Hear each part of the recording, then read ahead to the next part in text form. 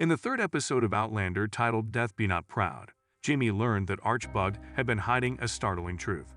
Meanwhile, Brianna and Roger of the 20th century find a connection to Claire and Jamie that might change the plot.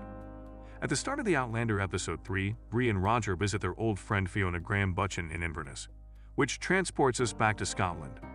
It appears like baby Mandy has seen a doctor and is doing well. The Mackenzies get a mystery box from Fiona that was brought to Reverend Wakefield's former residence and was kept safe for them. The box is addressed to their son Jemmy. When they open it, they discover items like musket balls, but largely letters from Claire and Jane, and they discover from one of them that the Frasers were still alive and well in the past. In fact, Wendigo Donner threw a lit match in a pool of ether in 1776, and Claire and Jamie were able to escape their home just before it blew up. The Frasers tried their hardest to salvage their house, but they were unable. Water was thrown at the fire in buckets, but it spread across the home too quickly for anything to be done. Referring to the obituary that Bree had handed them when she made the decision to go back in time in Season 3 to warn them that they would perish in a fire, Claire and Jane noted that it was not January and that they were not dead as they watched the flames destroy it.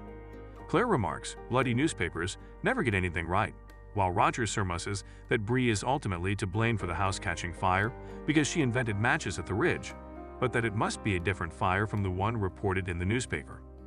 He believes that if her parents were able to survive the fire, then he and Bree were successful in altering the course of events and saving Claire and Jamie.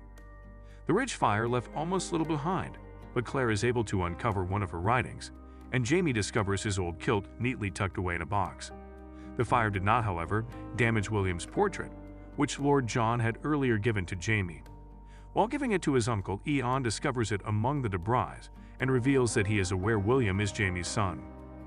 He once encountered William when Lord John and Jamie paid Jamie a visit at the Ridge, and he remarks to his uncle, "He reminded me of my mother and you. He's a Fraser, without a doubt." Jamie claims that William will never be aware of Ian's true roots, and Ian swears he will never tell anyone. However, there are other items that were saved from the fire besides family photos, and Jamie finds the gold bar that the bugs were holding. He challenges Archbug about it and requests an explanation, which the elderly Scot is hesitant to provide. However, the gold bar is marked with a fleur-de-lis, a French emblem indicating that this piece of gold is from the lost wealth that was sent by the French to the Jacobite cause to support Charles Stuart's uprising back in Outlander's second season. Arch reluctantly acknowledges that, along with Dougal Mackenzie and Hector Cameron, he was present when the gold entered Scotland. However, Cameron flew with the gold to America, where he used it to construct the plantation at River Run, while he and Dougal brought it back to their respective clans. So Arch resolved to return the gold Cameron had taken from Scotland when he paid a visit to River Run years later. Arch won't tell Jamie where the remaining portion of it is, so Jamie exiles him and his wife Merdina from the Ridge after asking where it is. Jamie and young Edon see Arch digging in the big house rubble at night. Bug turns around and fires his gun at Jamie once Jamie realizes this is where he buried the gold. Edon kills Bug with an arrow out of pure concern for his uncle's safety, only to discover upon closer inspection of the body that Mrs. Bug was indeed Bug in disguise. Edon is in shock. He had always admired Merdina and regarded her as a grandmother figure. He had never intended to kill her. He confesses to Claire about his desire to find a method to put it right after being struck with regret. Later, once Mrs. Bug has been buried at the cemetery, Ian confronts Archbug and accepts responsibility for Merdina's death, while also extending an offer of his own life to the elderly man. In response, Arch says that it was too simple for Ian to pass away and promises to exact his vengeance when Ian has something valuable, that is, someone he cares about. The Frasers begin to consider rebuilding their home as the days pass. The Ridge is their home, and Claire and Jamie want to stay here for the rest of their lives, no matter what happens. However, Jamie has another goal in mind before they can begin making arrangements for their new home.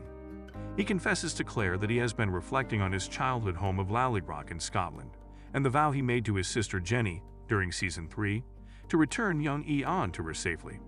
Jamie reveals he has another motivation for not wanting to stay around while the revolution is happening. He made a vow to himself he would not fight his son William on the battlefield.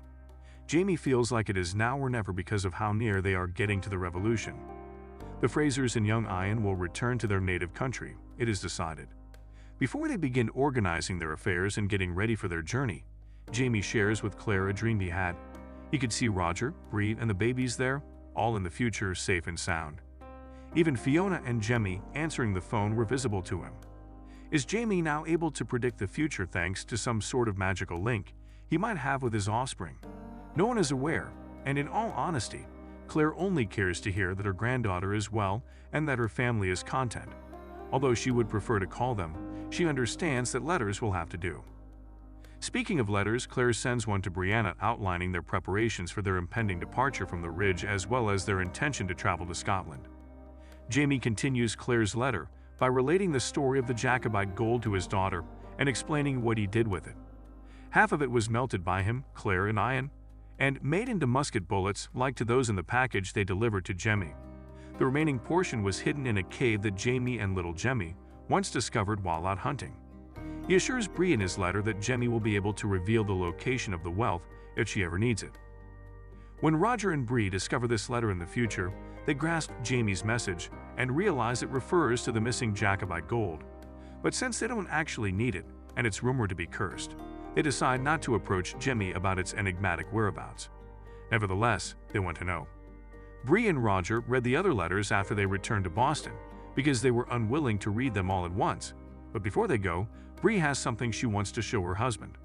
When she takes him to see Lollybroch, they discover that it is up for sale while they explore the grounds. It appears that Boston will have to wait, and that they might actually require the Jacobite gold after all. Claire and Jamie are bidding Lizzie and the Birdsley family farewell back at Fraser's Ridge. The young lady finds it a little much after also saying goodbye to the Mackenzies, and she becomes a little teary as Claire and Jamie promise to return. Claire sees her cat, Adso, in the woods as she exits the ridge. Finding the feline also breaks Claire, because he had been missing ever since the Big House fire and was widely believed to be dead. Even though she is excited to visit Scotland and see Lollybroch once more, she is sorry to be leaving the ridge. Jamie responds to her request by assuring her that they will return. Then, telling Jamie that he will always be, Claire turns to face her husband, whom she had overheard praying one night that he was enough for her. Will Claire, Edon, and Jamie actually return to Lollybroch after leaving for Scotland? The Frasers are prominently featured in the 7th season of Outlander's caravan fighting during the American Revolution. Therefore, it is extremely improbable that they will be able to evade it and safely wait it out in bucolic Scotland.